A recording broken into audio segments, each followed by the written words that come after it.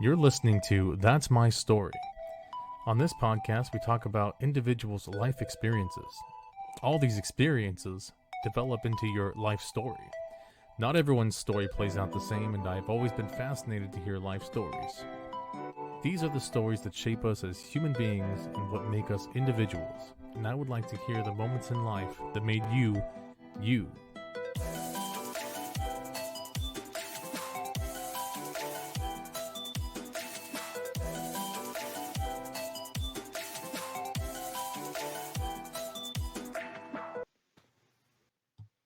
Hey, how's it going, everybody? Welcome back to That's My Story. I'm your host, George Lugo, and today we have a very special guest. We have Mark.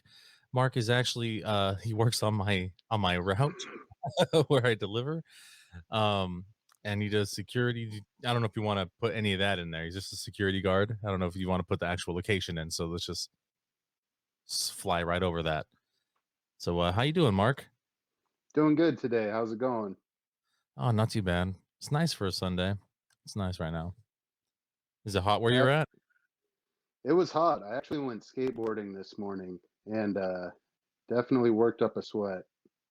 Nice. Nice, man. I've been wanting to get back into it. I jumped onto my board not too long ago because my son wanted to learn, and I was like, man, I can't do like half of the stuff I used to be able to. It's crazy. It's crazy what age That's does. that is the best though, getting to teach your son how to skateboard. That's got to be really rewarding. Yeah, it's pretty nice. It's pretty nice. I don't know if he's gonna pursue it like he was like, I don't know, scared, but I mean, we'll see where that goes. Yeah. Yeah. So where are you currently staying at right now, Mark? I'm in Laguna Niguel. I've lived all over South Orange County though. San Clemente, Dana Point, Aliso Viejo, um, and different places in each of those cities.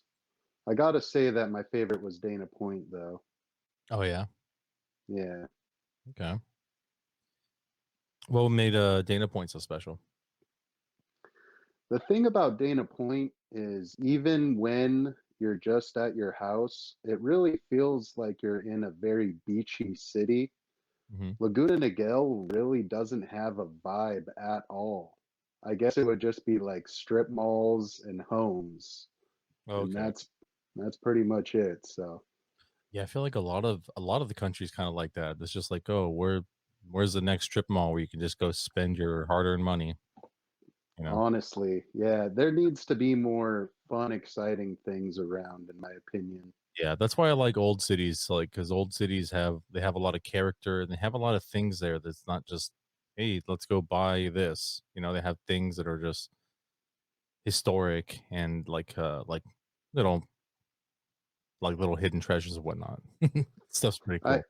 Yeah, no, I watch these videos of guys that travel around the Midwest, and they're every few miles they have some odd ball thing to go to and see, like the world's largest ball of yarn, or like all sorts of weird stuff, just things to go do. Yeah. Yeah, there's not a lot of stuff like that here in America. I feel like in other countries there are, like you can go to Europe and we can go see like, Big Ben, or we can go to the Louvre, like the Vatican. Like there's historical things there. I mean, we have some, we got like what the White House, Mount Rushmore, the Grand Canyon, stuff like that. But I mean, the Mississippi River technically is historic. It's a gigantic river, but I don't know. No, we definitely don't have the kind of uh, vacation draw that other places have. I really can't, as weird as it sounds, I really can't understand going on vacation anywhere in California unless you're going for theme parks. If Yeah. you're going for theme parks or certain museums or something, Mhm. but but I don't see this place as a vacation destination, in my opinion. Yeah, I think the only place I would probably go to just to get away would probably be like Santa Barbara or San Luis Obispo. It's San so Luis, yeah. San Luis Obispo, I've been there quite a few times, and going there is like a whole nother country. It is so beautiful and green and got this nice small town vibe. Mhm. Everyone was so nice there. We They are. when I went, there was a little outdoor concert, and there were young kids, old people, everybody dancing, nobody caring what anyone thought of them or what they looked like. It was very it was warm, you know? Yeah, I like it there. Yeah. Yeah, I like it there.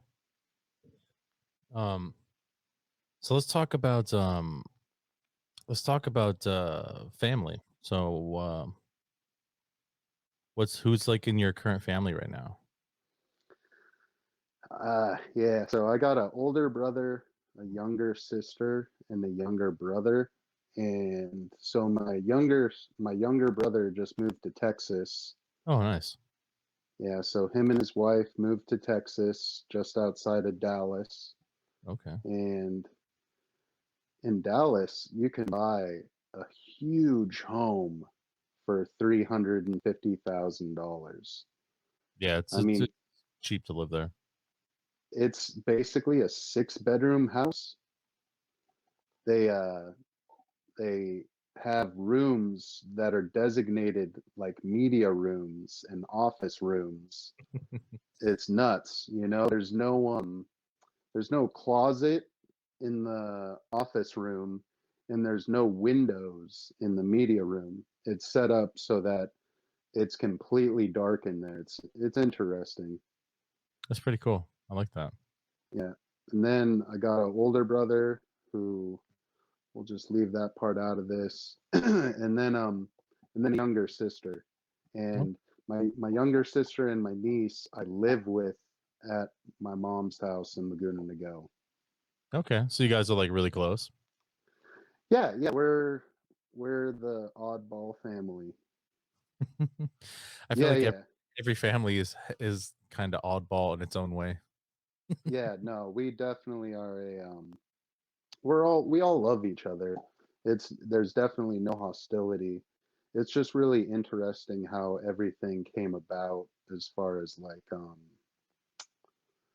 okay, so I broke up with my ex-girlfriend, and then once I moved back here and started saving money, I kind of got addicted to the idea of I'm going to save up enough money to buy a house Hmm. rather than renting.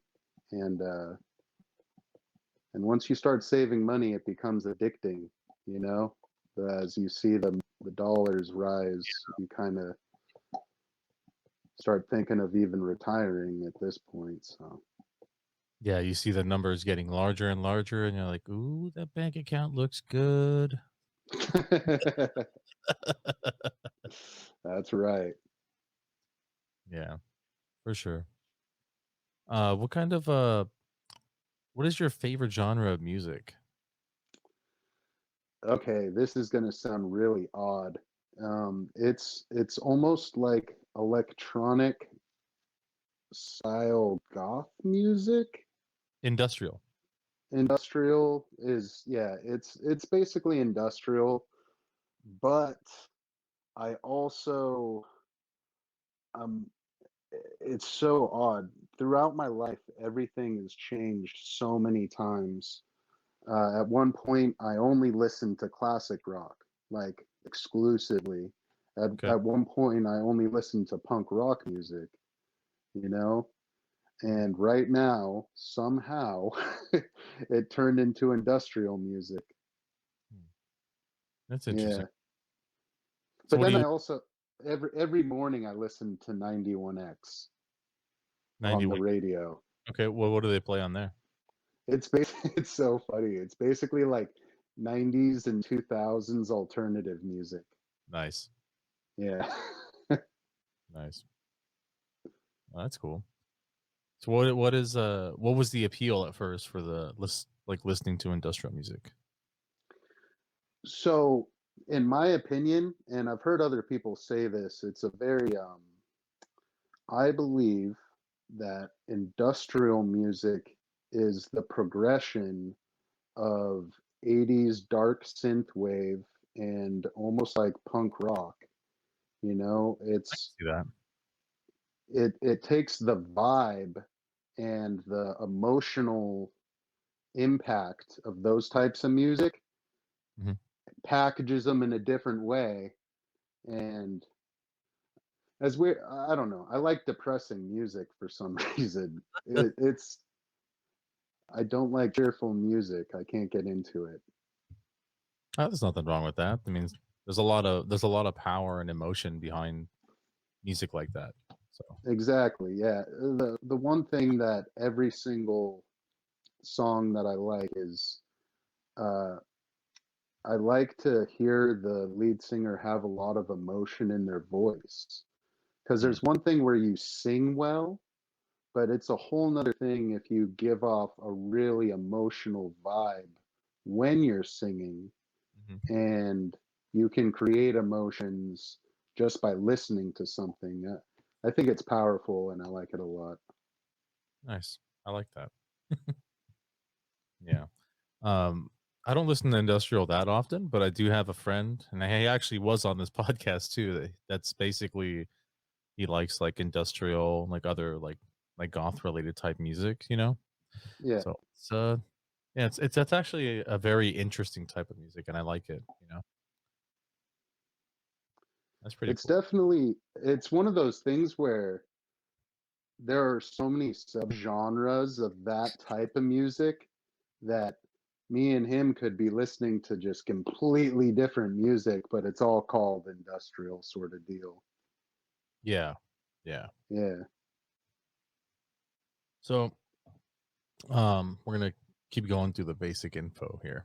Um, let's talk about your favorite foods. So I'm one of those people who's very I was born with wonderful taste buds that love absolutely every food except for grapefruit. Ah, Grape yeah, grapefruit is quite possibly the worst tasting thing in the world. Um, it's pretty bad. it is so gross. And then I heard that the way you eat it is you dump sugar all over it, Hmm. and I was like, "Well, doesn't that defeat the purpose It of does. it being healthy?" Yes, it really does. Um, I I did like a fasting thing with my wife one week, like 2 months ago, and for a straight week, we ate almost nothing. So we had like a small, like 2.5 or 3 ounce piece of chicken, like half a grapefruit, and then I think like a little thing of saltine crackers. It was like 2 or 3 saltine crackers. I'm not Oh, the jeez. grapefruit thing was like it was rough. That was the roughest part, to be honest. But I mean, Ew. it was oddly like terrible, but like at the same time, it's like I see why people eat it, as like a healthy type fruit, but I can't do it every day. Okay, so here's the funny thing about grapefruit, though. Grapefruit, I put in this weird category of foods that are so bad that they become addictive and not necessarily good, but they become addictive because of how they make you feel. Mm, Um, there's certain teas like yerba mate and stuff like that. yeah, I hate the flavor, but they make you feel so good that you learn to like the flavor because your mind your mind tricks you. connects. Yeah, it connects the flavor with that feeling, Yeah, you know? yeah. Kombucha is kind of the same way. I hate kombucha. Yeah, I cannot the vinegar, you know? Everyone tells me that they love it, and I'm like, you don't really love it. Don't lie." I don't think it's a flavor that you're like you drink it and you're like, man, this is fucking good. It's definitely something that your mind's like, "Hey, this is healthy," but it doesn't taste absolutely gross, and then your body's like eventually like, "Oh, it's not bad, it's not bad," and then you start to think that like, "Yeah, it's good," but no, it doesn't taste good. Incredibly healthy for you, you know? Yeah, no, as far as your gut microbiome, it's almost necessary to have stuff like that. So, Mhm. Yeah. uh, Well, trying to find a good probiotic to take, so you know what I'm a huge fan of is kimchi. I love kimchi, but it's hard to introduce it into every meal that we eat, you know, because Yeah, I like having kimchi with rice, but we don't have rice at every single one of our meals. yeah. Yeah, it's hard to do that. The one way that you could do kimchi at every meal, or not every meal, but um, I really like the idea of just having a little bit of kimchi on the side and just eat it randomly, just like with Mm. a food that I absolutely love, which is so weird, but it's so true. Uh, when you go to a sushi restaurant and they give you ginger on the Uh-huh. side, I could eat a handful of that stuff. It is so Good. good. Yeah, that's the fresh ginger, it's really good. Yeah. Yeah, Oh. it's not like that, like, artificially dyed ginger where it's super red, you know? Oh, Right. I can't stand that. Yeah, real That's that's sad. that's just like salmon. Salmon is actually gray, Yeah. and they dye salmon pink. And it's like, why not just serve it the color it is, you know? Probably because they didn't think it would be appealing and it wouldn't sell, and then after people found out that it was good, they just kinda said, "Fuck it," and they stuck with it. I mean, Dude, they should stop dyeing it then. They should go back to gray salmon and be like, now super healthy with no added with no dyes or colors. dyes or no added chemicals. Right? I'm serious. That's That is so fun. true. So I'm assuming you also watched that, Seaspiracy? Yes. Oh, I Yeah. love I love Seaspiracy. Yeah, it's good. I mean, it's not gonna 100% deter me from eating fish, but I won't eat fish as much because I like having fish in my diet, so No, I love fish. It didn't deter me at all. I just love documentaries that make you think. See, that's the one thing that I'm really a big fan of. I hate anything, school, news, anything that tells you how to think or that tells you what to think should be banned. Mhm, Anything that tells you information and allows you to come up with your own ideas, that's the way every single thing should be. Back in the day, news didn't have a bias. Back in the day, news just told you the facts, and then you came up with your own interpretation of what happened mhm. rather than someone telling you, this is the bad guy. It's like, no, I don't, that's not necessarily true. What happened? Just tell me what happened, sort of deal. Yeah, the news is like, the news and the media, they push all that stuff, like, just so they can have a specific narrative that they wanna put out on their network, and I don't think that's right. I think they should go back to just giving the basic facts, and letting people make decisions for themselves, instead of pushing the narrative in a direction to help them get more views, you know? And also I think that's got to be coming from whoever is the person at the very top. Oh, yeah. That person at the very top is telling them, hey, when you say things that make people angry and upset and scared, they tune in. They When tune you in. give, yeah, it's all Mhm. about ratings. Yeah, it's about ratings, and especially, like, now that everything's digital, online, it's clicks. Yeah, They're trying to get ratings and clicks. It's yeah. not it's not cool, man. Just give us the news. We just wanna know what's happening in the world. We all live in this place together. Don't give us bullshit and reasons. You want to hear something funny? Is I told my mom, this was like decades ago. I said the news is so like scary and just only bad news over and over and over. If they made a channel and it was called The Good News, and that's all it had was stories of triumph and companionship, and this is getting built here, it's going to help this group of people. This is getting built over here, it's going to change people's lives. I would think that that would be able to get enough views, but apparently people are terrible human beings and it doesn't get enough views. No, we like like things that are depressing, or we like chaos. Like, yeah, I feel like we strive on that, and yeah, that gets views. Like Yep.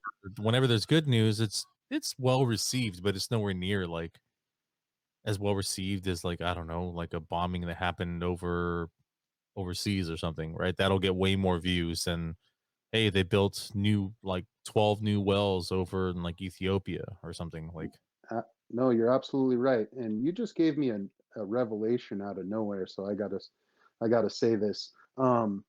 This also more than likely goes back to evolution because when you're living your day to day life back in the day, thousands of years ago, you had to concentrate on the bad things so that you would know what could kill you, what could harm you. That's why in our brains we concentrate on things like that, and a lot of people's memories, they only remember really bad things, and mhm, it's all evolutionary. It's so you can remember not to do those things next time or yeah, stay alive through situations. yeah, yeah. I heard, what was it? Like people like anxiety is it's actually a survival instinct. Yeah, yeah, There's no reason that, modern day humans should have anxiety.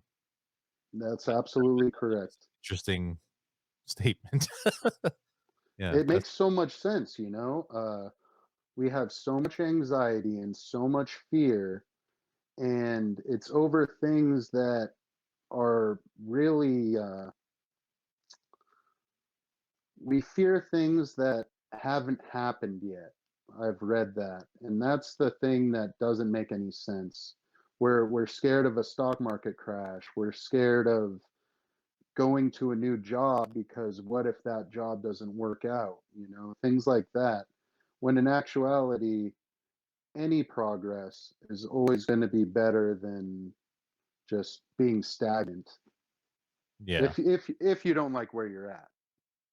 yeah, yeah. I hear you. Just thought that was interesting, to know that Oh, anxiety is incredibly. Yeah, survival. no, anxiety definitely is. It's been in the human body for thousands and thousands of years for sure. Yeah, it definitely has been. Um, we have one more thing here on for basic info, and then we'll jump right into story time. Um, Favorite alcoholic beverage? Okay, so I watch your show and I knew this one was coming and I got a multifaceted answer.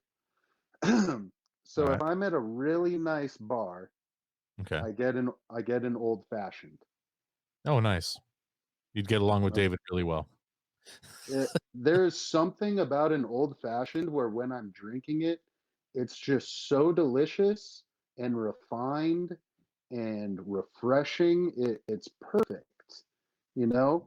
But that at most of the bars I go to, which are dive bars, I can't order an old fashioned or he'll just be pissed off. Hmm. So I'll get a whiskey sour or a Maker's Mark neat. Oh, nice. Yeah, and but the thing that I've recently gotten into, which is honestly better than all of those things, is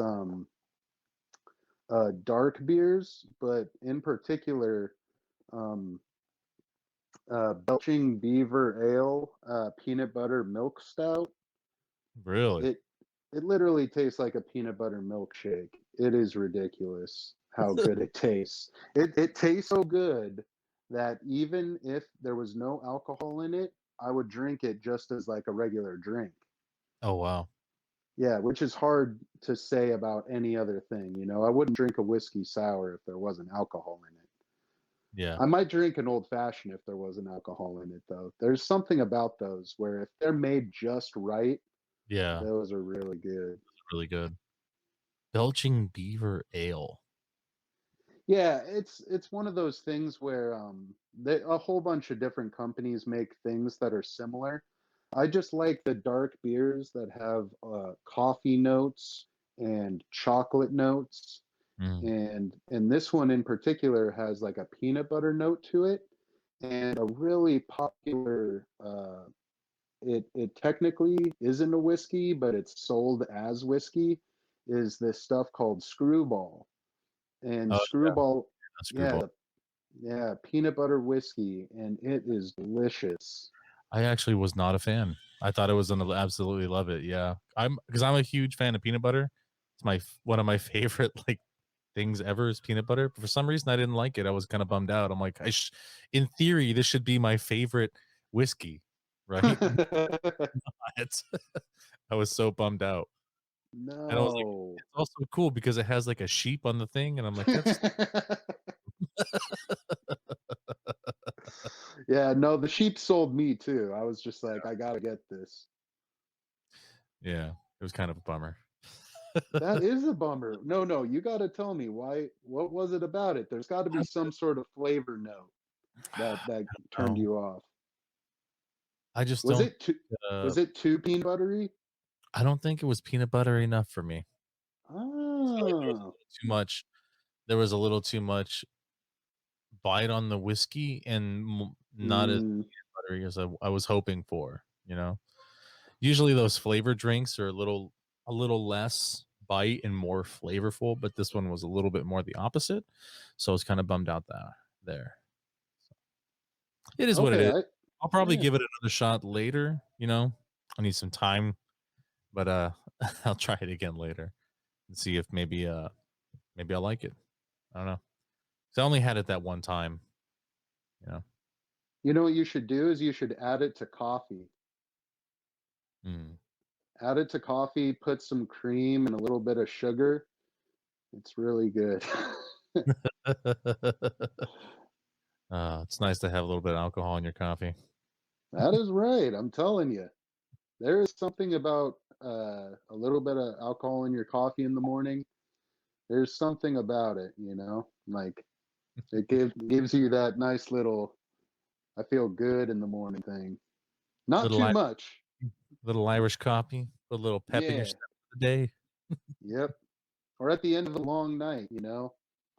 There's this bar in Dana Point Harbor called Turks, Okay. and I would go there and get an Irish coffee at the end of the night, you know, and there it gives you a little pick me up. Nice. I'm That definitely way gonna you can that try way you that can drive home. from the bar. I always thought, how weird is that, dude? That there's establishments where you go in and they serve you several drinks, and then you're supposed to drive away from them. It's like, okay. Yeah. It didn't really make sense before, but like now there's a lot of outlets where we don't need to do that anymore. So that's nice. Yeah, true. Yeah. Yeah. So that's nice. It's one of the best things about like Uber and Lyft. You don't have to worry about True. you don't have to worry Very about it. true. Yeah. Let's jump into story time. Um, so how was life growing up, adolescence? Life. Yeah, growing up was good. It was one of those things where my older brother was always better than me at everything, and he uh, he was really almost kind of like the token child as far as you know, and also obviously he's the first kid. So yeah, first kid, I'm second kid, and he we were both really good at sports, but he was always really good in the positions that really mattered. Like he was the running back of the football team. We both wrestled.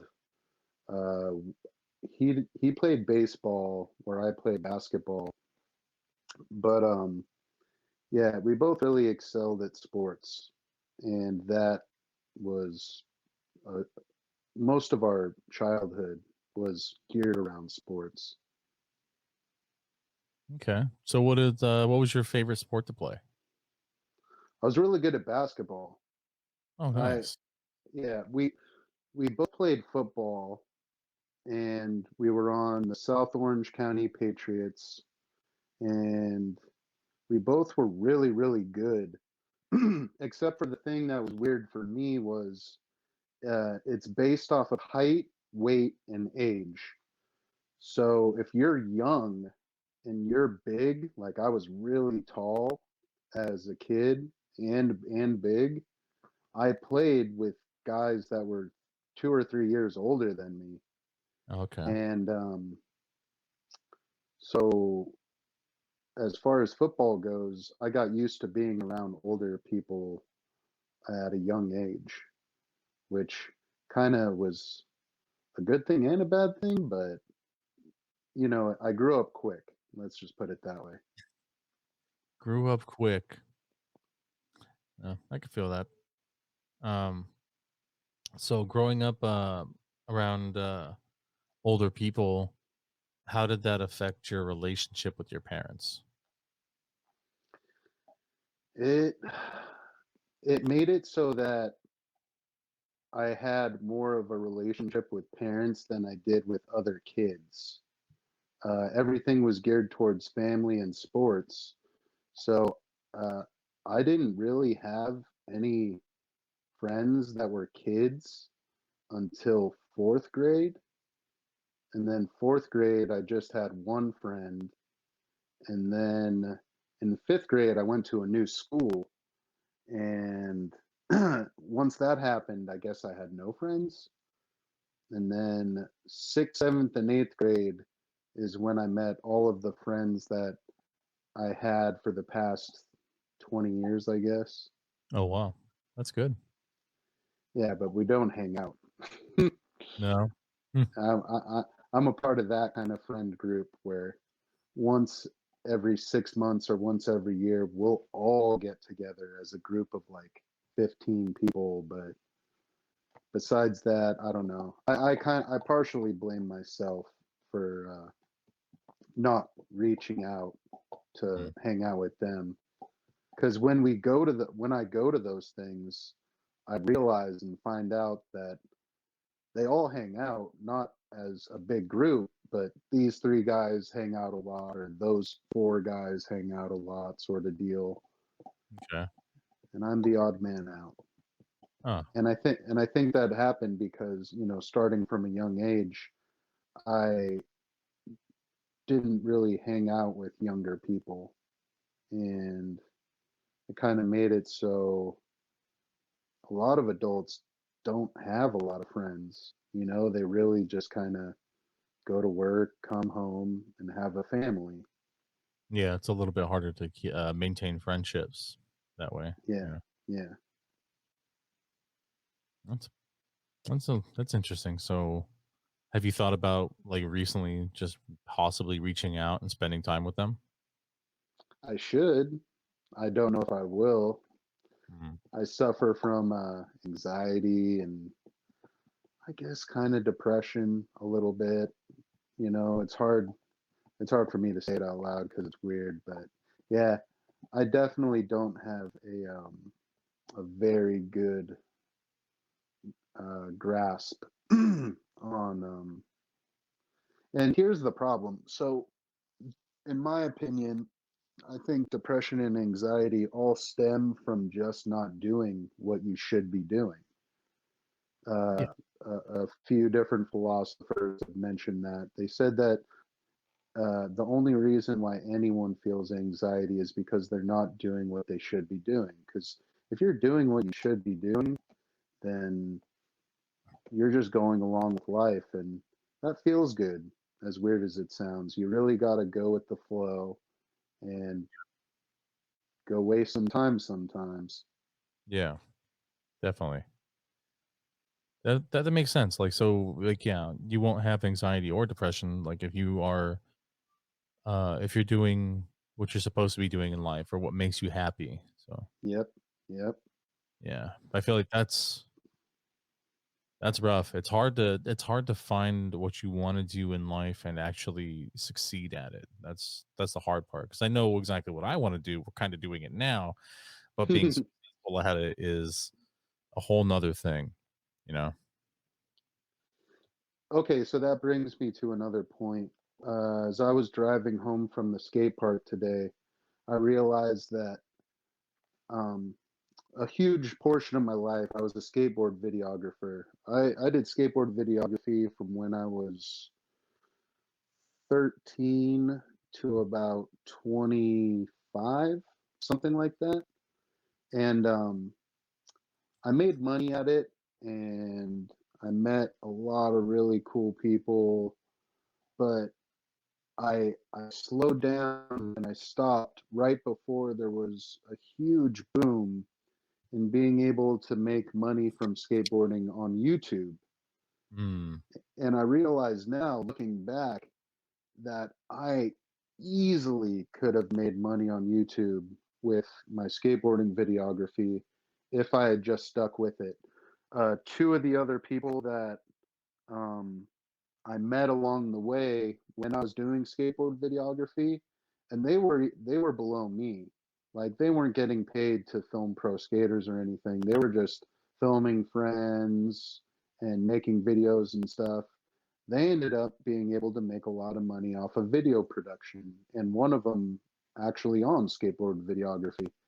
okay. And it made me realize that no matter what you choose, if you stick with it and you continuously progress, and progression is one thing that's super important, but the other thing is uh, organization. If you're not organized and with what you're doing, then you fail, no matter what it is. Because that was my biggest problem is I wasn't organized. Yeah, being organized is, that's actually a big key to being successful, and I struggle with being organized a fuck ton. So, It's rough, man. It's the key to success. it really is. It really is. You gotta be organized, and you gotta keep a schedule, and you can't stray from it. Yeah. That's the Like hard part. yeah, a good so I made a they call them full length. I made a full length skateboard at one point skateboard video at one point.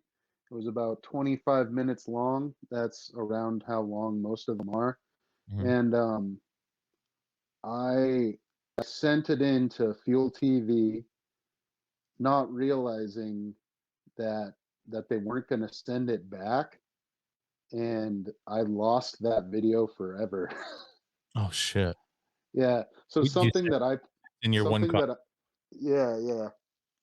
Like so I don't know, she's probably 5 or 6 years worth of filming and 6 to 8 months worth of editing all gone.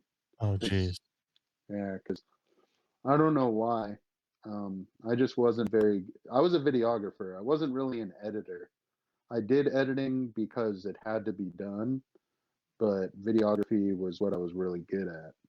So, When you did videography, um, did you have to reach out to, like, professional and amateur skaters, or are you recording friends, you recording yourself? so this is. I'm glad this got brought up because this is a huge, huge part of what happened to me. Um, Nick Skurich. Nick Skurich was a Thrasher photographer from Thrasher magazine, and we went to the same high school. He noticed that I would go out and shoot video of all of these younger kids skateboarding for fun. I did that for fun for like 5 or 6 years, and I was Mhm. really good at it.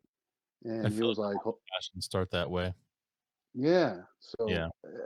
honestly, if everything worked out well, I would have had I would have had the best origin story of how everything happened. But at one point, I just dropped out and stopped. Okay, but back to the so Nick Scourge said, "Hey, you want to come film on some of these shoots?" I would shoot a second angle, is what it's called. So they would have their videographer and I would shoot a second angle of it. And if my second angle of it was really good, uh, they would have both angles be shown in the video. And second angle shots are usually only put in when the trick is really, really hard. Hmm. So Nick Skurich only shot photographs that were going to be going into the magazine.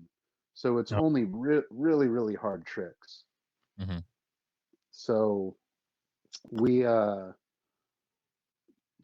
coming right out of the gate, I shot a bunch of pros with Nick Skurich, met a lot of people, and everything was going really, really well. I can't remember exactly why I fell off, but I definitely, at one point, I just stopped doing it, you know? Hmm. Have you ever thought of repursuing that? I should have, but here's the thing. Everything's changed a lot since I stopped. Uh, if I was to go by the camera that is the equivalent camera to what I was shooting with then, it would Hmm. be like $6,000 or $7,000. Hmm. And I understand that that's a lot of money, or not that much. Anyway, the everything with skateboarding is really about connections, you know? And I really took what Nick was doing for me for granted. And that's the thing that's the most terrifying, is knowing that someone gave me a huge leg up and brought me into the industry, and I'm and I didn't stick with it.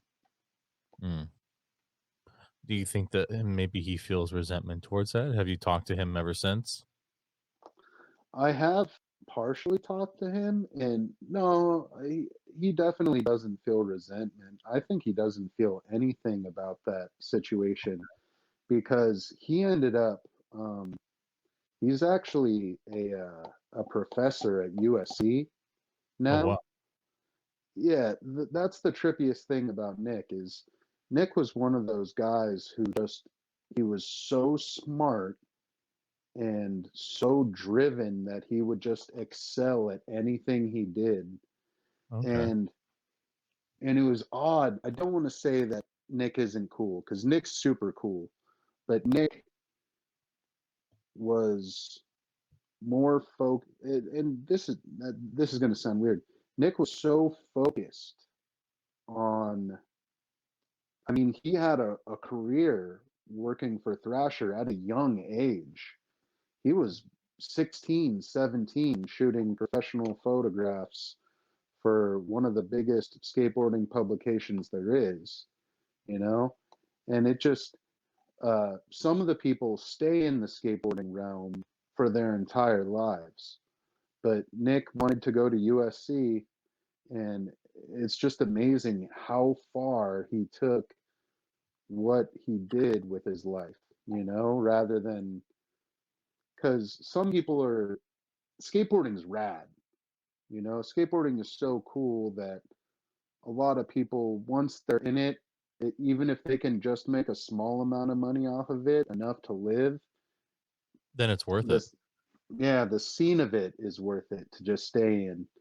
But I mean, he's super successful now, and that just shows that, um, no matter what, as long as you're driven, then you kind of just, you go for it and you don't stop. Yeah. Yeah, I hear you. Man, I really miss skateboarding. It's the best release there is, man. It's so much fun. It really is. You feel so free when you're just riding around and doing tricks. Super fun. That's the thing. I really, so one so society is so broken and sad these days, and I really want to attribute that to the fact that there isn't enough, like, free activities, and sort of just, people don't go outside and play, Yeah. or at least not as much as they used to. Everyone's inside playing video games. I mean, when I was a kid, I would go out and play baseball, and then the next day play basketball, Mm. and then the next day go skateboarding, and then the next day go to the pool. Some days you would go skateboarding and then go to the pool and then go see a movie. I Yeah, just think that, yeah, people need to fill their times up with physical activity, uh, yeah, but but not just going to the gym. That's the thing where everything got taken the wrong way. Everyone goes to the gym, and that's not that much fun, you know? It would be so different if when you went to the park, you saw a group of 50 adult people all playing soccer or all playing basketball, and not like everyone's a great football player or yeah, basketball player or soccer player, but they're just doing it for fun, you yeah. know? And through that fun, you get exercise. Hmm. And Definitely. then we wonder why everyone, like 60% of the population is obese. I feel like it's higher than that. No, it's I didn't want to make America sound too fat. Man, we're a hardy people. Festively plump. Well, I mean, it's sad, but I mean that is 100% true. Well, if you think that like a salad costs like what, if you go to a restaurant, a salad costs like $16, and or you can get like a burger for 5. I mean, which are you going to pay for? That's I why it's know. also cost effective, and it also fills you up. Not really healthy for you, but you're not gonna feel hungry. So So that's the graph I look at that always trips me out is there's a graph that shows how much water it takes per pound of beef, pound of chicken, pound of soybeans, and all of those things. It takes less resources to make. Why on earth do they cost more? I think it's because they can't be frozen. So probably, yeah. Yeah, I'm not sure. That is kind of weird. Maybe yeah, because you they have can't. maybe because they have to produce them at such an alarming rate.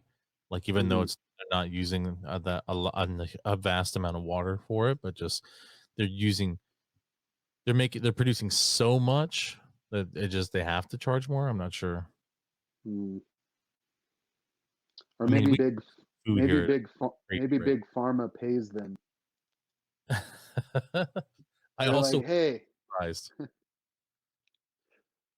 sorry. Yeah, I also wouldn't be surprised there because they give growth hormones and shit to like cows and stuff. So Oh yeah, no, the meat is in our country is so bad. yeah, So many of the things that we have in our country are literally banned in European countries. yeah, it's kind of a bummer. It is. It is. I got to admit, that's the one thing that trips me out about America is that um, the government will ban some things that are good and completely allow other things to go unchecked. Mm. And that makes you really got to wonder where the money in that situation is. Yeah, yeah, that is weird. Where's the money? Where are they Yeah. making the money at? That is the one big downfall of capitalism is that unchecked capitalism, things can get so bad and out of hand, you know? It's one of those things where capitalism is the best thing that you could ever do because it strives people to go for creating more better products, making more money. Competition is the way to get everyone to a higher level. But at a certain point, I it just it's just not a good thing at a certain point. And we're almost there. We're almost to the point where businesses have realized, well, I can pay people way, way less and they're still going to have to come to work because there's not a lot of jobs. And then there's people that are super duper rich and they're figuring out, hey, I can use this tax loophole and this tax loophole and make an LLC, and then I don't have to pay taxes on this, and that. Mhm. And the middle class is shrinking. And the middle class should be the vast class Yeah. where everyone's middle class. Everyone makes around the same amount. And then there's a few rich people and a few poor people. Yeah. I agree. Yeah. But yeah, the middle class is definitely shrinking. Yeah. It's definitely It shrinking. We're having more poverty and more wealthy. yeah. It's insane. It's always odd. So whenever I hear about people that are in the middle class, I'll find out how much money they make. But then the really sad part about getting into the middle class is that all of a sudden the government just taxes the hell out of you. You know, if Yeah. if it's almost better to be in this like just above poverty zone, but not yet making a lot of money. Because once you make a certain amount of money, then all of a sudden this is based off of California. I can't Yeah. speak for the rest of the country, but in California, taxes are so high that once you reach a certain level, if you get a big raise, you're taking home 20 or 30% of that raise, and the rest of it is getting taxed. It is really odd, the math behind going from 35 to $50,000 a year. Yeah. uh, they start nailing you. Yeah. Yeah. The tax bracket here is fucking stupid. It's Dude, so I do wrong. not like it. And some people say it is the price you pay for living in California, but I don't think that's good enough. No, They no. need they need to do something, you know? Here's the problem with California, if they spent their tax dollars well, California literally would be a utopia. Like, no joke. There's enough money flowing into the California governments publicly, or yeah, like locally and statewide.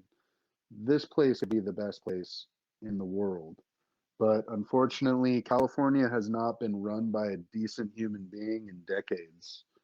It's Yeah, literally a joke. that's part of the problem, Yeah, right? They need somebody new, somebody better. 100%. Yeah. Oh, man.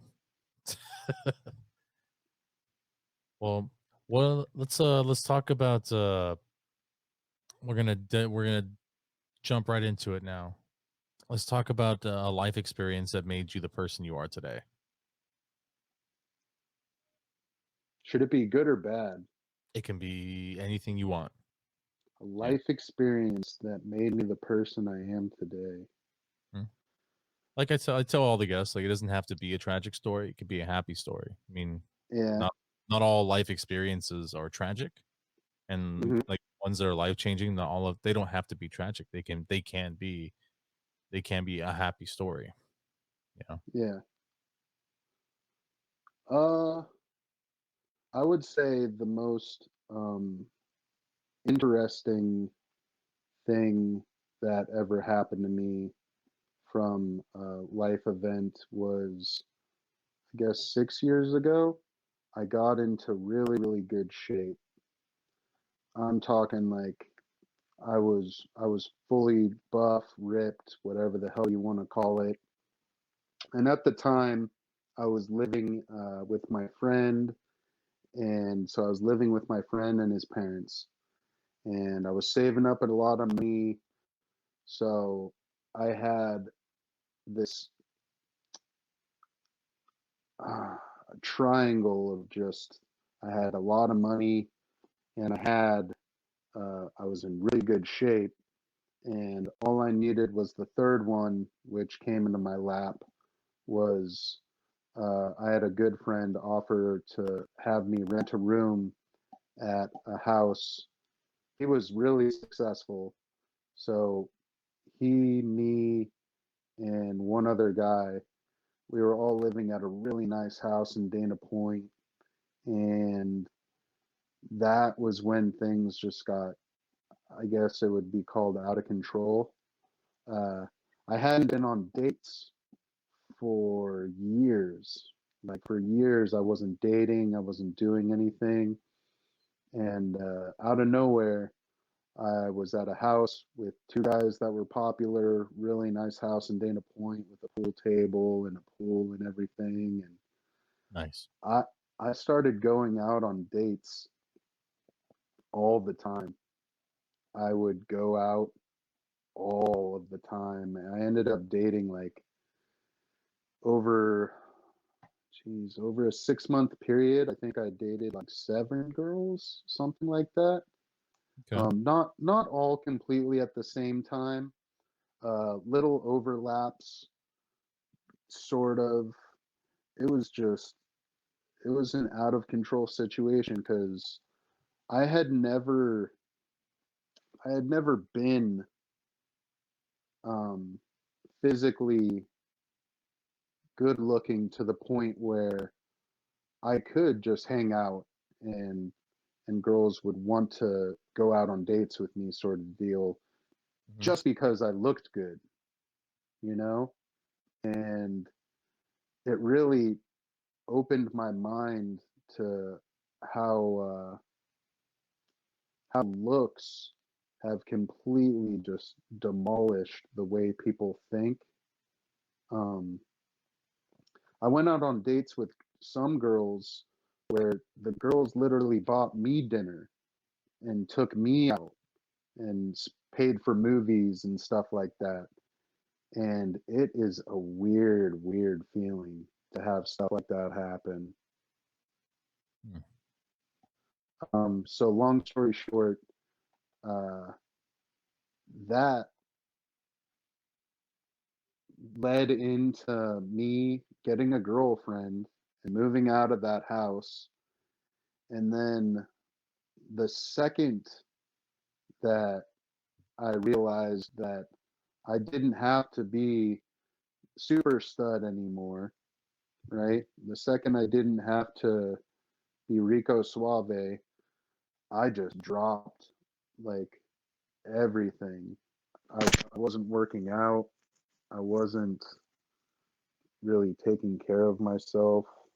I was spending a lot of money, and I mean, I was spending a lot of money before, but um, I basically I just fell off. You know, I was in the best relationship ever after going through just this whirlwind of trying to make up for lost time while dating. And I did find an amazing girl, but things just got so bad so quick. And once that was over, I have not recovered ever since. Oh. That was, I was about 2.5, maybe 3 years ago now. It's really Okay. hard to think about time when ever since we broke up and we moved out of that apartment, I haven't done anything. I I I've been on one date. That was it. Besides that, I haven't even tried to go out on dates. You know, I'm like Mm. so emotionally scarred from it that it's like it's nuts. Okay. This is Yeah, so there's no motivation to kind of jump back into the game because uh yeah, because of the emotional scarring. it's one of those things where I almost don't even it's not even about motivation at this point. At this point, I feel like I'm not good enough. I've let myself go. You know, I'm really fat and I live at home with my mom and I really need to get things back in line. You know, I need to get back in the gym or just start doing things that make me healthy so that I don't feel like I'm wasting anyone's time when I'm going out on a date with them, you know? Okay. If I'm going to be serious with someone, I got to make sure that I'm up to par with how I should be on that end. You know, I'm sure I could go get a date and go out with someone that with someone that the me from 3 years ago would never go on a date with, you know? And I don't feel like myself at this point. It almost sounds like you kind of need to like do like some soul searching and or possibly like reinvent yourself.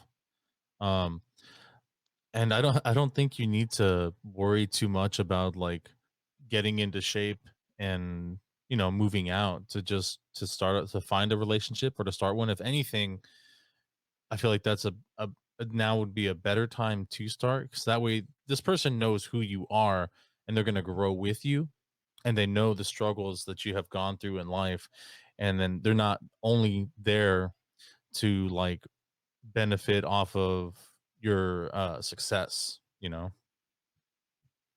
No, I hear you. Yeah. Definitely. Yeah, the most important thing is when you meet someone and they know nothing about you. If you make a lot of money or if you're successful, if they really enjoy being around you, and then you can tell them later, yeah, I bought Bitcoin at $3, you know, and I'm a Yeah. multimillionaire. Yeah. Yeah, no, I hear you. uh I don't know, so No, I mean, really, I bought Bitcoin at $3 and I'm a multimillionaire. that's awesome. So what is the what is your, I guess, overall thoughts on possibly having like a relationship, or does that just not like have any appeal to you anymore? No, no, no, it definitely has an appeal. I've always uh, I've always had this feeling, and I should probably work on this, but I've always had this feeling like I was never gonna get married and never gonna have kids, Hmm. sort of deal. Um, and now it's almost turning out to be true at this point.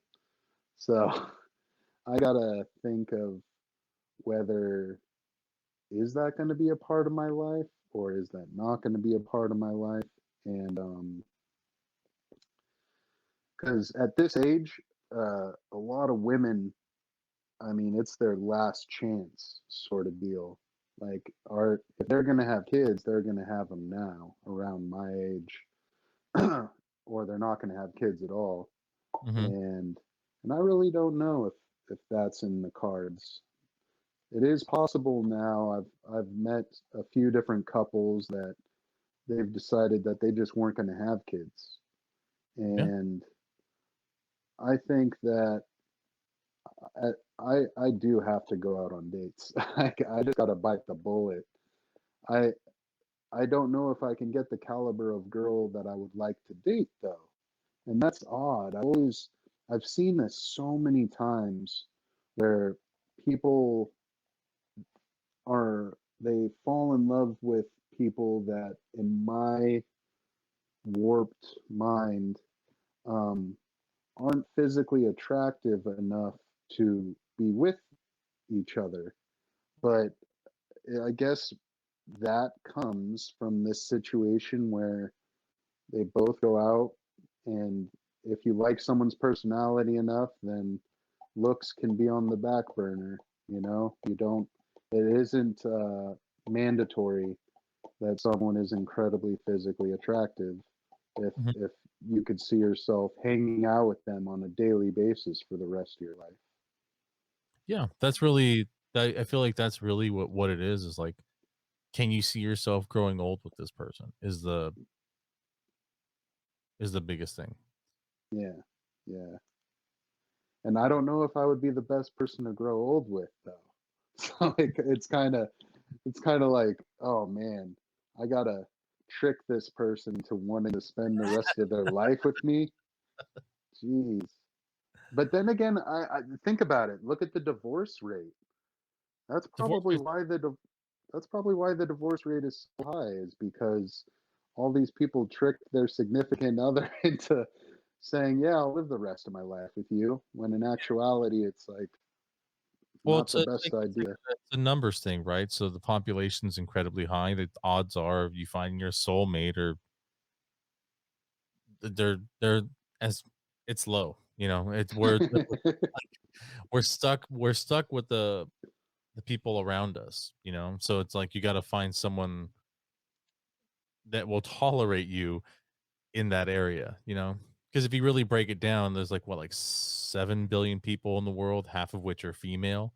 So it's like roughly 3.5 billion. One of those is supposed to be your soulmate. So, I mean, I highly doubt you'll find that one person. So now you just got to find someone that you care for, they care for you, and you guys can tolerate each other. And, you know, you can possibly think about spending your life together. Don't necessarily have to be like head over heels soulmate, you know?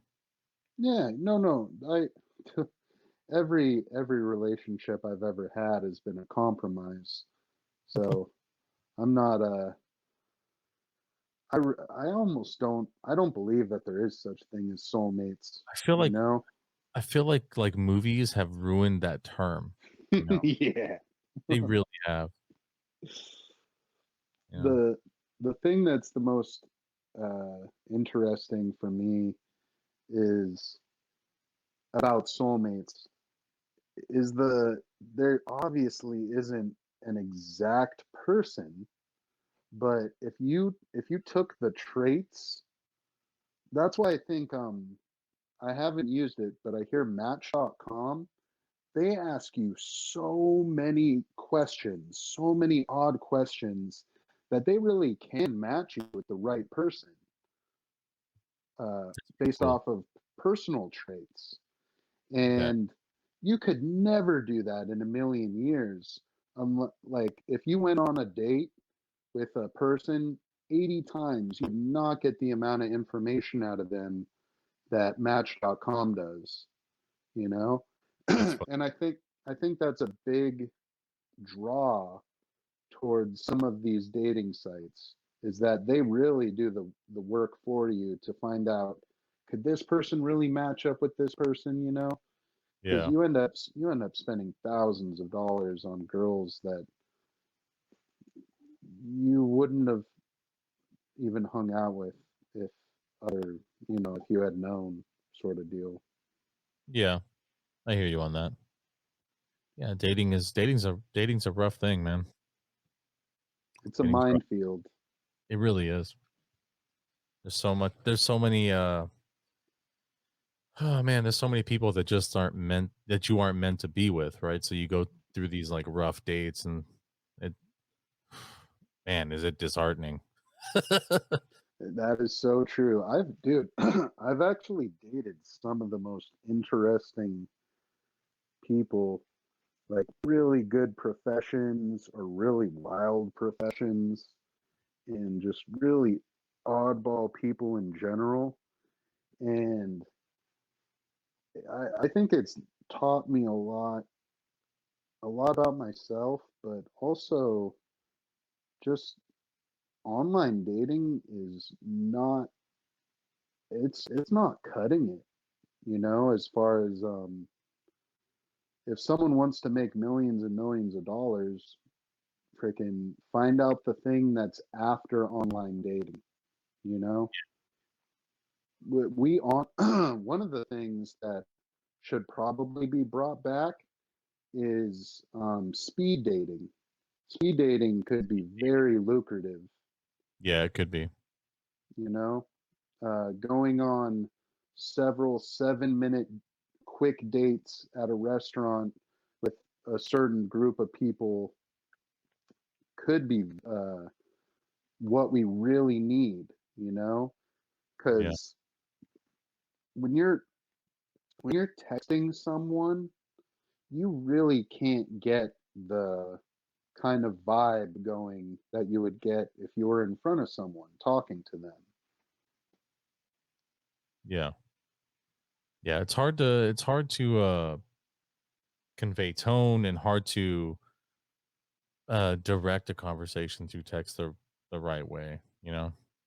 It's much I've easier s- to do it in person. I've put my foot in my mouth plenty of times. Yeah. Yeah, I definitely think that dating like yeah, being actually meeting up with them and having a conversation that way is much better than doing it back and forth through text. But the sad thing is that I don't see it going away. You know, Oh, it's people not going to go away. are not going to I go away. just I just think that there is a step up in the same way that Match.com was a step up from all these other dating sites. Is that there's got to be more algorithms and more ways to make sure that this person isn't wasting their time going on a date with this person. Mm. You know, there's got Yeah, to be a more uh, filters. That's yeah, what I'll call them. There's got to be more filters before you actually go on a date with someone. yeah. That makes sense. That makes But then sense. again, I'm the guy that just swipes right. That's my rule. I swipe right until it tells me that I've ran out of right swipes, and then I just put the phone down for however long it is, and then I Nice. go back to swiping right again. You'll be amazed at who you end up matching with. You're just like, what? Really? That's interesting. Oh yeah. Because sometimes you match with people that you would absolutely hate, and you just instantly unmatch them, and you're like, I wonder how that feels for that person to just be instantly unmatched within a minute. That's funny. Yeah. It's like you don't even know. We didn't even try. You're like, no, good. as soon Oh as man. I see as soon as I see pronouns in their bios, I'm just like, nah, I'm out of here. You're obviously a she her. I'm not on Tinder to meet a he him or a they. Yeah. I mean, if they want pronouns, whatever, dude. Like that's fine. I'll call you what you want, but just yeah. No, no, no. But here's the thing. Well, this may sound controversial, but I just came up with this. If you're obviously a guy, right? Then he him. If you're a trans guy, then yeah, you can put your he him in your bio, you know. But if you're obviously a guy, and these really hardcore leftist weirdos that are doing things that are unnecessary just to like join this odd group. Oh, It just you're talking about like someone who's not like they're in the not trans at all. trans, but they're using the pronouns because they want to be woke, you know? Like, yeah, Yeah, I don't agree with that. It's like, dude, just would y- I don't give a shit about your pronouns. They're not for right. you. They're not for you. They're literally not for you. That's the thing is they're hijacking an actual serious cause, and nobody would think of it this way, but I do. Is it's almost like mocking it. You may pretend like you're doing it to try and make it normalized that everyone has their pronouns in their bio, but in actuality, that person's doing that so you know what to call them. If you're obviously a girl, right, and you put she her, that's stupid.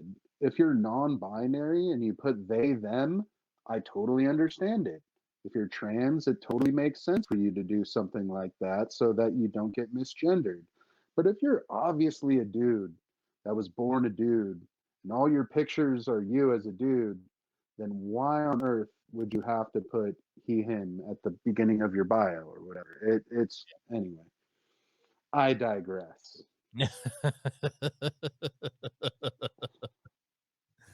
Nice. Cancel culture, don't come after me. All right, don't come after either of us, but I mean, I feel like it would happen. Um, so do you have any is there anything else you would like to talk about, um, story-wise? Any life experiences maybe that you just feel like talking about or just The be with, most what we done? no, no, here's the thing that I wanted to say, because you always ask if you wanna plug stuff, Mhm. right? And I this is gonna be really weird, but I have a PSA announcement, and this is gonna take you really off guard. Um, so I'm making a PSA announcement, and it's against using the word "sucks." I think everyone has to start taking that out of their vocabulary because it is so if every if everyone's all woke these days and they're like, oh, misogynistic, sexist, all these things, yet Mm, every single one of them, all the people on major left-wing media sites everywhere, they all use the term sucks, and they use it in a negative connotation. So based off of what that is derived from, you're being sexist, misogynistic, rude. You're totally degrading females and gay men. How on earth has that just absolutely? It's everywhere throughout our society. Jimmy Kimmel, Jimmy Fallon, freaking mhm. Ellen DeGeneres. Every single one of them are using that term, and I don't think anyone should be using that term. I realized this when I was in front of a group of um, people, and especially women, and they would use that term. And in my head, I'm thinking, we have become so numb to the meaning of where that derived from that we just don't even think about it anymore, right? Okay.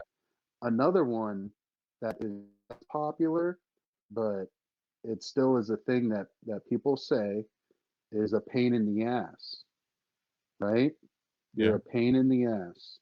And if you go back to the origins of why people are saying that, these are the types of things that should never be said in public or on the radio or on TV. And it's just so widely spread. It's, it's really disturbing, you know? And obviously, I'm not a cancel culture guy. Mhm. No, I mean, people aren't going to get freaking lose their jobs over using the word sucks Yeah. because I said so. But I just think that it should be something that people are more aware of. And um, it's sad that people aren't more aware of how often that term is used. And I've seen it all over TV, all over movies. It is just everywhere. And it's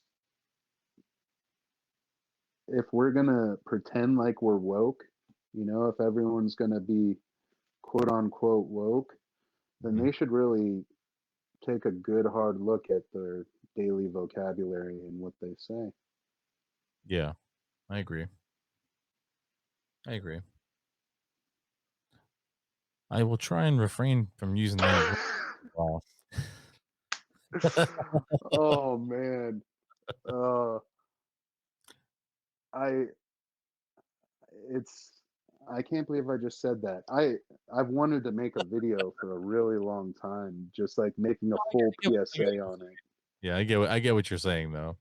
Maybe put some people should think about the words that they say, like, just because the words have some of the words haven't been canceled doesn't mean that they don't have, like, negative connotations, so a lot of words that we say do, you know?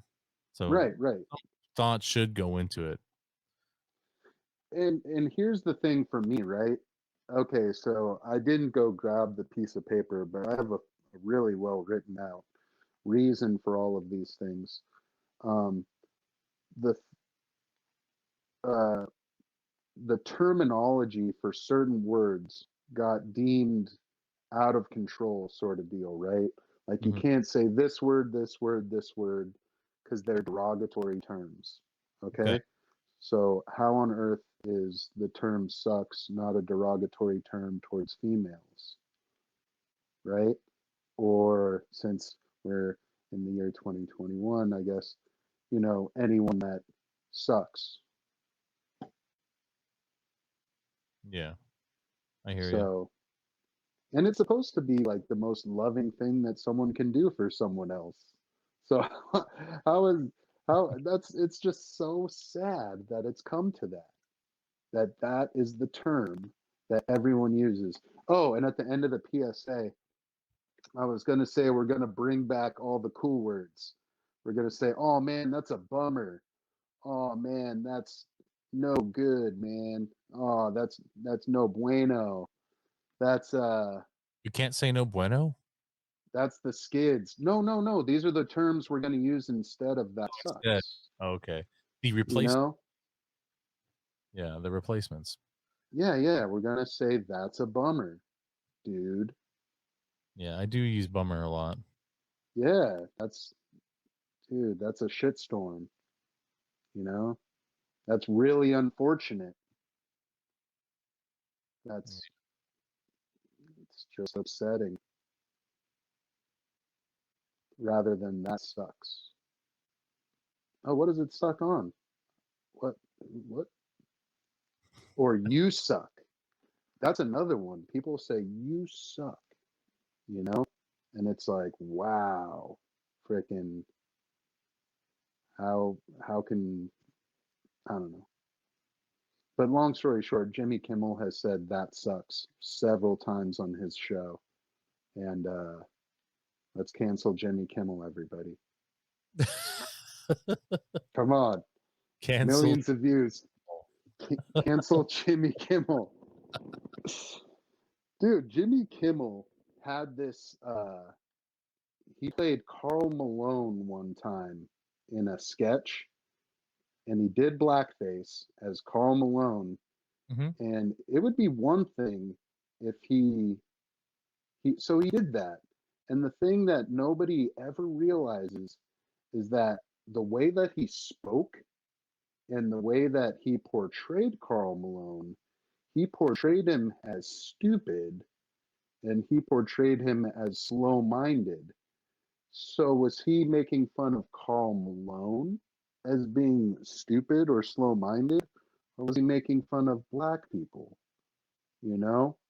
That's the thing that really trips me out about that guy. I Jimmy haven't Fallon, I Jimmy haven't Fallon seen also. that skit. Yeah, Jimmy Fallon also did blackface, right? For when Oh, he was SNL, it was right? on SN it was on Yeah. SNL and it was very I watched all the sketches with him doing that and it was bad. It was about But he was crack and he was doing alcohol. uh didn't he did Chris Rock, right? Was the character he played? Um I think he did I think he did oh, Chris Rock. that means he's done it multiple times. Yeah, I get that. Um I don't know how long ago that was though. So I mean, No, how are we gonna I go don't back and do that, you know? I don't How think far at are we back gonna dig and cancel people? I 'Cause don't think at any point in history it was deemed appropriate to do blackface. And here's the thing: it wasn't like here's my thing. It wasn't like someone put on blackface, black makeup to pretend like they were a person in a good way, right? They put on black makeup or brown makeup or whatever to make fun of how dumb Carl Malone was. That well, was yeah, I get weird. that's not cool. That is definitely not cool. I mean, a lot of things that people are getting canceled, and that's the other thing. If you're gonna do cancel culture, then it's got to be across the board, you know? You can't pick and choose certain people and be like, "Oh, you know what? They're a Democrat now. We totally can just leave them out of this." No, I Because get that that. I get that, but the thing is, like, I don't think we should be canceling anyone, like, No, no, I agree. I I agree. think the issue is cancel culture. Um, I believe that, yeah, we've all made mistakes, we're human beings, that's gonna happen, and some mistakes are greater than others, but I don't think you should just straight up ruin somebody's life because they messed up on even let's say like Jimmy Kimmel that he did a sketch where he was insulting, but I mean, if we did that, we would basically wipe everything from him, So all of his work was bad. Everything that he's ever done, you disassociate, right? And you just be like, well, I can't like anything Jimmy Kimmel does because he's a racist. Like I have to hate absolutely everything, whether he's a racist or not, you know? Oh, yeah, no, so Yeah. we're on the same page. Yeah. My whole thing is that as long as both sides are treated equally, which apparently equality doesn't mean the same thing to everyone anymore. Yeah. Um, once they started uh, people getting like Gina Carano, once people Yeah. started getting fired based off of their opinions and based off of things that happened in the past, it was just dealt out unequally. And I feel that obviously none of this should have ever happened. Not one person should ever lose their job that they're doing a good job. That's the Mhm. weirdest thing that I will never understand is that the internet culture has gotten so bad and so just angry that they'll try and ruin people for things that have nothing to do with their lives. It's Yeah. not going to change a damn thing about their lives, but it makes them feel good inside that they're ruining someone else's life. Yeah. And I just am upset that it started and that it even exists. Yeah. It's a bummer, you know? I mean, there have been some good things from cancel culture. I mean, like, um, I guess it's not really cancel culture. Like, I was gonna say Bill Cosby, that was more like the Me Too movement. Oh Uh, God. Well, Kevin no, Spacey, see, he's no, also no, too. no, no, those are legit. Those are Also legitimate. legitimate reasons, but I mean, I've but okay. like, yeah. Here's a really good one. Okay, the white lady. There's some white cooking lady, right? She was Oh, get I know who you're talking about. Donna something. She was giving a Yeah. deposition, right?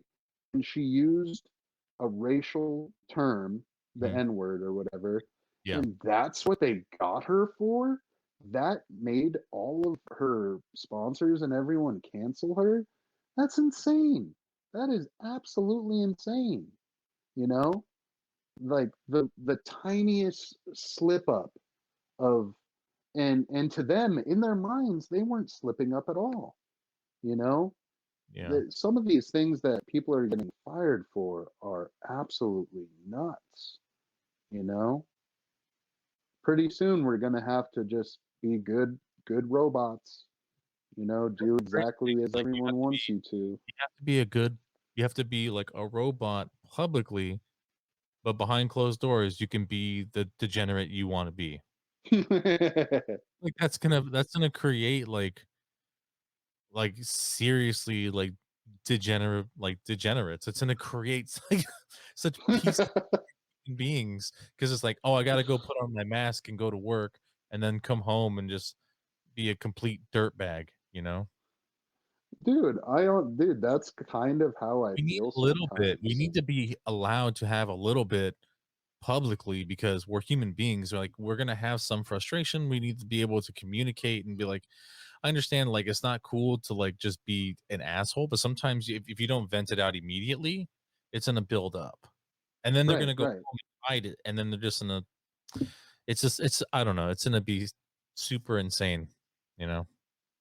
And the thing that really upsets me, as far as that whole thing goes, is the idea that people pull out their phones at the most at vulnerable moments. These Mm, people are emotionally upset, you know? mhm. People are like they're having the most odd situation that's ever happened in their entire life, you know? And someone pulls out a phone to Yeah, film them having a mental breakdown, you yeah, know? That's insane. yeah, That person's having a terrible day. Maybe we should be more compassionate towards them rather than that's the equivalent of, and this just shows how bad society has gotten. That's the equivalent of a bunch of fifth graders, and the kid gets angry and he starts throwing a temper tantrum, and kids are sitting and pointing and laughing at him, you know, rather than being compassionate towards him. Everyone is literally bullies, and they're pointing and laughing, and that is the equivalent of you pulling out your phone to frickin', oh, this person's in a vulnerable state. You know, this poor person is having a terrible day. You mhm, know, let's get it on film and ruin their lives. yeah, Could you? And that's popular. That is popular now. yeah, How? How bad can society get to the point where that is seen as normal? yeah. It's so But it ins is. it's so insane, Welcome to America. right? I'm so glad that the American flag was on the wall in this whole thing. It's just like, because it's one of those things where, as much of a huge, like, I'm America could be the greatest country in the world. We are we could very easily be the greatest country in the world, Mhm, but we honestly have one of the worst judicial systems. yeah, Our judicial system is just insanely bad. And just our government in general, as far as just becoming way too expansive. You know, like there's people that are making $150,000 a year that do not add to how good America is whatsoever. You know, there are people that have government jobs that we could easily do without, you know, and the yeah, private sector would easily jump in and make money, and it wouldn't come from our pockets. yeah. I think what's really bizarre is that, like, if you don, like, the American flag and you put it, like, anywhere, you are seen as, like, anti-patriotic now. Isn't that weird? What? What do you Yeah, mean? because a lot of people associate the flag now with Donald Trump, and so they Oh yeah, right? And so it's like, "Oh, he's a Trump supporter." And it's like, "Dude, I can't what are you talking about?" It's like, yeah. I have a flag, it just means I'm, you know, proud that I live in America. It doesn't I'm not just how did we associate the flag with Donald Trump? I don't What's fucking understand that. what's really odd is, yeah, that just shows how messed up in their minds they have to be, because for them to think that something as universal to America as the American flag now is like hijacked by Trump supporters, you got to Mhm. be out of your freaking mind. There's American flags everywhere, you know? Yeah, so at with that logic, do we need to make a new flag? Or right? Like, so it's like, "Oh, well, he owns that one now, so we gotta make a whole new one." It's No, no. how bonkers is this the ideology behind that? Like, it's the American flag. Like, it doesn't matter whether you're, you know, a Republican, the Democrat, liberal, who cares? The flag means the same thing for everybody. You know, it Right. should mean the same thing for everybody. Yeah, it cut off at an hour 30. That's what happened. Nice. For sure. They're like, "You're using our service too much." Well, I should be able to use the service. I pay for it. Oh, you pay for StreamYard? Hmm? How much? It's monthly, right? Yeah. How much is it a month? I think the service level I have is like it's like $50 a month. It's not bad. Okay. It And makes I it mean, makes it convenient for dummies like me who aren't very tech savvy. Most of this stuff is just like click and play. Like, hey, look at that. well, do, It's just drag and drop, and then you can. It's easy. It's very easy. It's very user friendly. There are well, plenty of other like streaming softwares that are like free or pay for that are better, but like for convenience of like user friendly. This I picked this one. well, from what I understand, it's also the most popular. It's very popular. This and Restream, I Hmm. think, are the most popular. With they have similar functions, very user friendly. Um, I don't know. I had a lot of issues with the last episode we did for the Speakeasy, and I think it's because of the way StreamYard is set up for since it has so much simplicity. So it's like I'm logged in, right? Like George Lugo's logged in under one login here, one camera, one mic. Every this like just a standard. Everyone gets one camera, one mic, one login here. I was trying to do multiple cameras, multiple microphones under one login, and it wouldn't. It was like it was freaking out. It didn't know. It couldn't figure out what I was trying to do, and I was like, "Well, this is kind of a bummer." Yeah. So I don't know. Maybe that's the $100 a month service. Maybe I might have to look into that. It's always trippy when so I'm very against the subscription model, Mhm. right? Yeah. It really upsets me because it's one of those things where you would have paid for the actual thing Hmm. so long ago. Yeah. The main one that I saw that really pisses me off is Adobe. Adobe Premiere, Premiere. yeah, is a video editing software It's that like the best one though. That no, but one's here's that's like the top of the line of the editing programs. yeah, yeah. So I bought Adobe Premiere when I was filming skateboarding. God, so long ago, right? And then recently, when I was like, "Hey, maybe I'll get video editing software again," it's like, "Oh, you don't actually buy it; that you pay monthly for it." And I was Yeah. like, "What?" Yeah, a lot of those programs are subscription based now, mainly because they now offer like updates and uh, stuff like that. So like they don't just sell it to you. You have a monthly subscription, which yeah, it does suck for those. So I mean, because then you're like, well, fuck, now I got to dump like 100 and some dollars into it like every month or whatever, or you can pay like annually.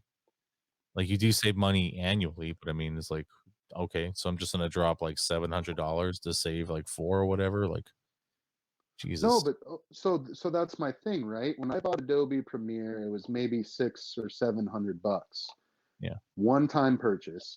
purchased, I yeah, it's not going to have any updates. I don't give a crap. If it was good enough for me to buy it for $600 at that point, I'm cool with that. You know, yeah, if they want to sell me updates, then sure, I'll buy updates. But I'm not going to freaking okay. So over a course of like 20 years, you're paying thousands and thousands of dollars. yep, So yeah. they figured out how to separate us from our Oh yeah, money very well. they did. They really did. They're Yeah. making ton of money on the video editing software, just mainly because like a lot of people are doing kind of what we're doing. They it's super easy to get a show going. You have to edit it. Guess what? You need an editing program, and they don't want to just do like a one time fee. There's no money made there. They do subscriptions. Yeah. Makes money. The funniest one is World of Warcraft. Oh, nice. So like I forgot the number. It's something stupid. Like I don't even think it's in the millions anymore. I think it's like like 700 million or maybe a billion people pay $15 a month, Oh, they pay, yeah, a crap ton of money. right? So when you do the math, Blizzard takes in so much money. It's Yeah, insane. It's just nuts. yeah. At least with Blizzard though, they do A so lot much. of updates. They Oh do yeah, yeah. a lot of updates all the time. They're always trying to fix it. They're always adding new quests, right? They have tons of other games that they work on. They got BlizzCon too. So I mean, that also takes money to produce that. So I mean, there's a million things that they do, which I like. They're not just taking all of our money and throwing it into a vault somewhere. Oh my god. It'd be so funny if you like went to Blizzard headquarters and they all just had big old gold Kango chains and freaking like Maseratis out front. It's just like, yeah, welcome to Blizzard. You We want to come created a really cool game. through into our vault? It's like Scrooge McDuck's vault. Oh, dude. Uh, have you seen the Family Guy episode where Peter jumps into Jumps the Scrooge McDuck gold and just breaks all of in, his arms? Oh, it's bounces right off the top. He's like, "Oh, all these metal corns don't form a liquid surface." It's ah! I love it. Uh, one Oh, of my it's favorite shows by far, Family Guy. yeah. I love Family Guy. I love American Dad. I like American Dad a little bit more, but Family Guy is still Family Guy is still top notch comedy. It's So he, fucking yes. so here's the thing. American Dad is the comedy is high quality comedy that you could watch with the whole family, in my opinion. Because a lot of the things that were appropriate would go over kids' heads. Yeah, But Family Guy has things that are so inappropriate that it's like, yeah, kids definitely probably shouldn't watch this. yeah, yeah. Definitely shouldn't watch it, but they do. Yeah. And when I say kids, I mean like really young. Because I Yeah, mean, as soon as you're 12 or 13, shit, anything goes as far as cartoon stuff. yeah. Right. That's At that fine, at that age, it's just like, just let them watch a fucking Family Guy. right? Just let them watch it. That is where let them eat cake. Yeah. Well, we've gone through all the topics, man. This has been a really been a fun episode. It didn't go quite as I thought it would. I was like, what am I gonna say? I've thought for hours about the kind of things that might get brought up, and some of them did get brought up, and I don't know if I said the things that I should have said or I don't know. I have a much bigger respect for live or for podcasting now, as far as like It's harder than it looks, man. you got to be on top of your game, dude. Gotta be on top. And man, I've already had people on this show that have interviewed that are way better at this than me. Like they've interviewed real celebrities. Like next week I'm gonna have on someone from the USUC podcast network, and he's interviewed Chris Rabb himself from like CKY and Jackass. They interviewed him. Yeah, they've interviewed tons of like real celebrities, and I was like, oh, well, here we go. What is this going to be like? I My know. inexperience interviewing people that have been in the game a long time. So I have never seen Rab do an interview, so that's tripping me out. you should You go know, watch. like It's a really good episode. It's so yeah, good. because yeah, Rab is such a weird character. Like I Yeah. only know him from him doing the weird Kiki Meowsers character, and stuff like that. So just to think of what that guy's up to now, it's got to be trippy. It's it's a great episode. If you ever get a chance, you should go watch it. I guess we'll do a plug for them also here.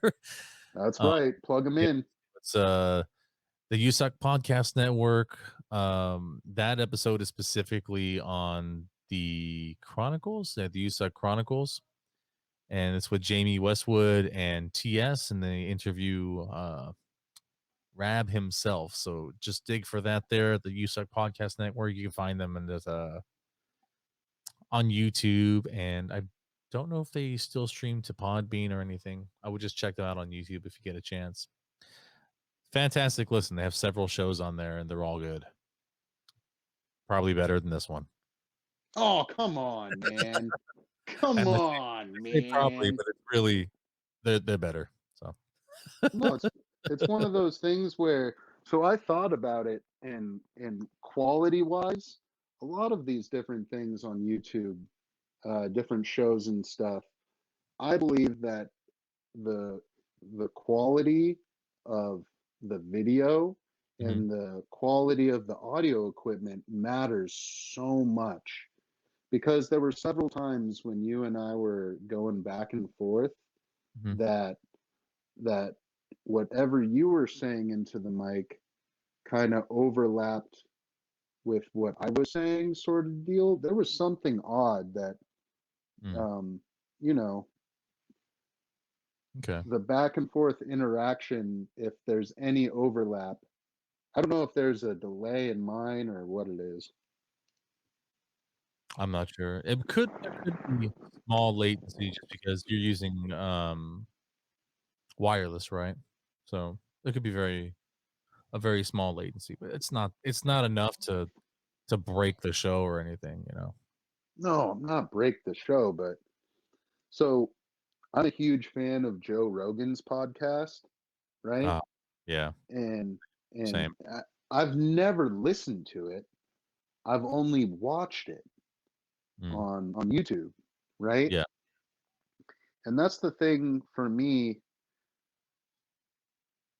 I don't know enough about podcasts to like are podcasts like super huge now?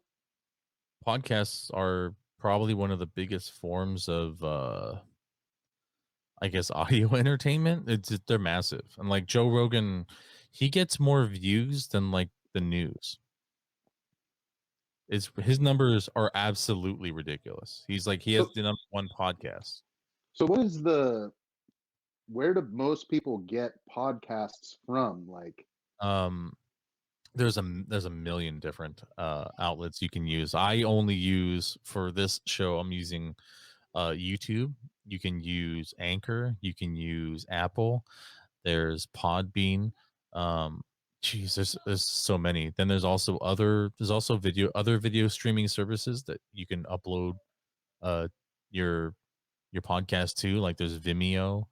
Um, what was there's another one. what are There's the but just the ones that you have to pay for? Like, are that you most of them monthly most free. subscriptions or most of them Are people free. advertising? Most of them are free to upload. I think it starts changing when you want to monetize your show. Not sure. Right, right. That's what I'm saying is, Yeah. I mean, if even if I'm like just starting off making a podcast, like I want to know end game, am I going to be throwing in little advertisements? Like hell in this show, what did we get? We got Belching Beaver beer. Yeah. We got We like threw in a crap ton you of think dude, you think I threw those in not knowing that this is going viral and I'm making thousands of dollars off of dropping those names? uh it would be nice Besides, viral. I just ordered a Domino's pizza and I'm going to Target and I'm gonna blow my nose with some Kleenex. And Nice. Nice. cha-ching, cha-ching, cha-ching. Ching, ching, ching. Let all the money roll in. That's right.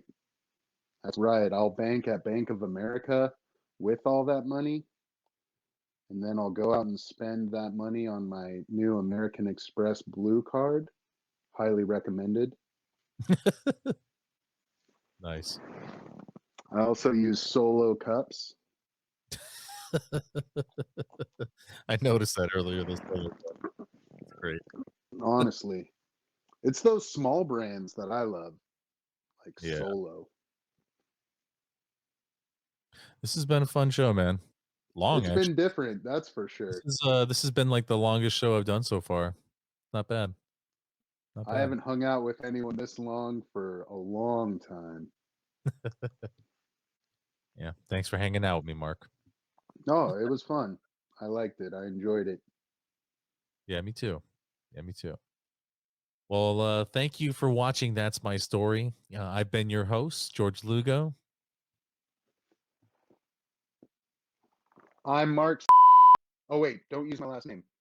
I'm Mark, and that's my story.